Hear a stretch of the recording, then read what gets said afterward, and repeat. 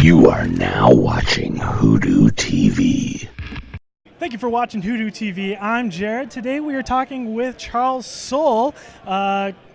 You've been in so much work. You've done so much. I don't even know which one exactly just pinned down on you, but we could talk about the best comic in the world, curse words. We could start there. Oh, that sounds great. You know, all right. Well, we are big fans of curse words. Curse words is amazing. It's amazing. So you've created this whole world. Yes, and, that's true. This is what curse words is all about. Yeah. So in New York City, one day a wizard pops up. He's a real wizard. He can do real magic. His name is Wizard the Wizard. He's super cool. He's funky. Everybody likes him because we've never had a wizard before. It's the coolest thing ever. He tells everybody he's a real good guy. He's here to help us out. Truth is, he's not a real good guy. He's actually a super evil wizard. He's here to destroy the world. He was sent here from, as you said, the whole world, which is where he comes from. It's this place with lots of evil wizards and crazy. It's like Lord of the Rings, but if Sauron had won. Like it's sort of a post-apocalyptic fantasy world. So he's come here from there, and he gets here and he's like, this place is awesome compared to my the shithole I live in. This is amazing. Yeah, I curse. You can bleep it if you need to.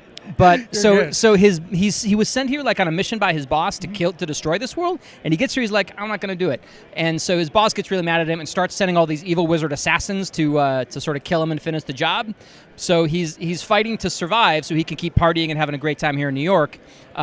But he's incidentally also saving our world at the same time from destruction. So he's this kind of accidental hero. His best friend is a talking koala named Margaret, who is very fun and cool. Hashtag Team Margaret. Yep, Team Margaret. Hashtag Team Margaret. So it's a series I've been doing from Image Comics. Issue 11 just came out, which is the start of our third arc. I co-created it with the artist Ryan Brown, who is the best guy. As you know, as everybody knows. Everybody knows Ryan Brown, the best guy. And it's super fun. I urge anyone who likes to enjoy themselves, who knows how to read, and likes things, to check it out. The first 2 trades are out so far. We have Volume 1, which is blue. I'm going to show it on screen. Volume 1, blue. Then we have Volume 2, which is red. So there you go. Those are 2 colors you can remember, blue and red.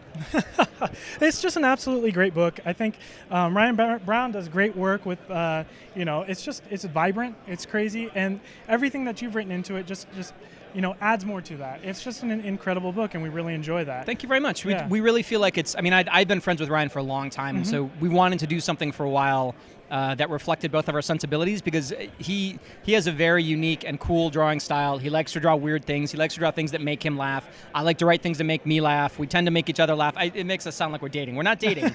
Although we did drive around in a van last summer promoting this book. We got it. It was the Wizard Van Tour. We got a van, painted it all up like a 70s van, and drove all around the United States, 26 states, stopping at comic shops, signing the book. So if we can survive that as a team of co-creators and keep making the book, I think we can survive anything. Oh, for sure. I think so. And you guys are going to be doing this again, right? We are leaning towards doing it again this summer, a more limited version of it, but on the West, because last summer we couldn't get out past the Mississippi. So we'll do Salt Lake City, California, places like that. That's the plan anyway. Great.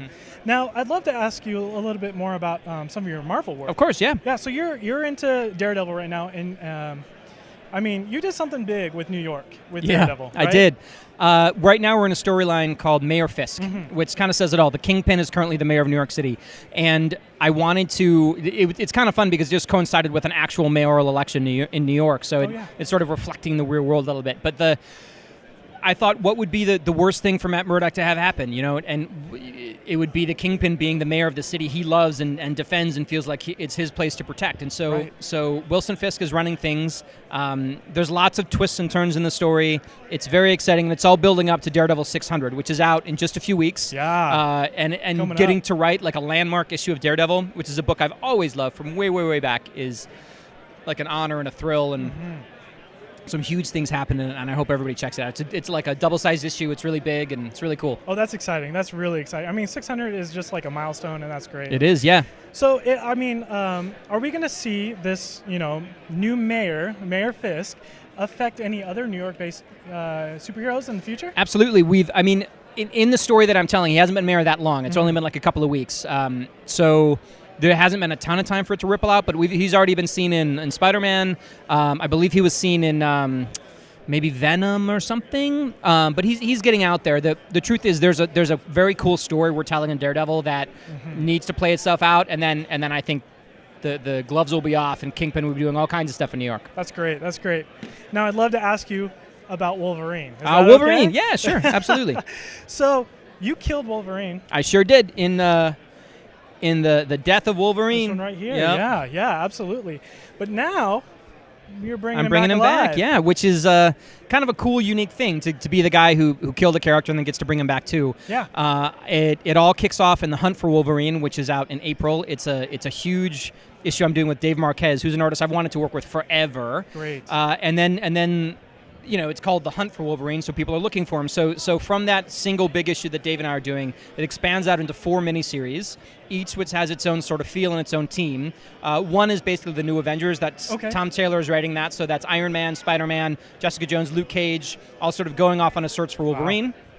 Wow. Then we have Mystery in Madripoor, which is an X-Men focused book, but it's all awesome ladies. So it's like Psylocke, Kitty Pryde, Storm, Jubilee. They all go to Madripoor. Domino's in it. They go to Madripoor to see if Wolverine might be around there. Interesting. And then we have a third book, which is Claws of the Killer, which is kind of the horror-themed book that has some of the bad guys who hate Wolverine. So it's got Daken and Lady Deathstrike and Sabretooth, and that's really cool. That's being written by Mariko Tamaki, which is amazing. I'm not mentioning the artist here, which I feel bad about. It's Butch Geis is drawing Claws of the Killer. Okay. The artist for now the problem is I'm spacing the names, which is terrible. I know Chris Pachalo is drawing Mr. in Madripoor. At least that's the plan. Mm-hmm. And then I feel like such a jerk. I should know this name off the top of my head. Adamantium Agenda. I can't remember, but it's easy to look up. I should know for sure. And then we have the fourth one, which I'm writing, and it's being drawn by Matteo Buffani, which I remember that one at least, which is a team composed of Daredevil, Misty Knight, Frank McGee, who is an awesome character from my Inhumans run, and Cypher, who's the X-Man from like the New Warriors and a lot of different things, X-Factor, who can basically read and understand any language and speak any language in the world, which makes him a very cool character for the theme of that book, which is sort of like a detective story, like a noir. Okay, yeah. So it's and all of these stories are building to something else, which we'll talk about at some point down the road, but it's it's a huge thing to be orchestrating this massive search and hunt for Wolverine. It's really cool. That's great. That's great. So that's out in April, right? It starts in April. Those 4 minis start in May and run through the summer, and then who knows? And so now you're getting into writing a novel. Yeah. My first novel comes out April 3rd. It's called The Oracle Year from HarperCollins. So it's a real big deal. You can actually see it. It's right here. The Oracle Year. Wow, yeah. Yep. This is the advanced paperback galley. The real version will be hardcover. So it's in stores April 3rd. It's about basically a guy who can see the future pops up in the world, like for real. He sort of shows up on Reddit first and then says, if you have questions, I can answer your questions. And so people start sending him millions of questions, as you would. If there was somebody who could tell the future, you would ask questions. Oh, for sure. And so the story is about how the world changes, having a kind of a prophet in it. And it's about the prophet himself, this guy named Will, who's a 27-year-old sort of average New Yorker who kind of lucks into this information. And it's about his sense of responsibility, about what he should do with it, how the world, again, how it alters from having a prophet in it. I think it's super cool. Advanced reviews have been great.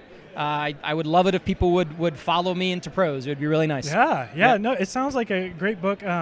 You've got a great start. We've heard a little bit of the start with the Sci-Fi Live show that was just earlier. Oh, sure. But where it's going to go from there, it sounds insane. It sounds like this can go any direction. And it does, and it really does. It's huge, it sounds like. If you want to learn more about it, go to oracleyear.com. There's places to pre-order. There's like giveaways, bonuses, all kinds of cool stuff there. But yeah, I just hope you see it on the shelf, that eye-catching cover. Check it out. Yeah, great. That's awesome. Well, awesome. I mean, you've got tons of great work. I mean, your resume is outstanding. Thank you. It's just great stuff. Yeah, we appreciate you coming on with us. Of course. Thanks for having me. Being willing to do an interview. Sure. See you soon. Cool. Thanks, Charles. Sure. Thanks for watching WhoDooTV, and we want to thank Charles Soule for taking the time to talk curse words in his new project, The Oracle Year. If you like videos like this, be sure to hit that subscribe button and hit that like as well. We want to thank you guys for watching, and we want to thank our friends at Outright Geekery as well. Check us out there. Thanks, guys.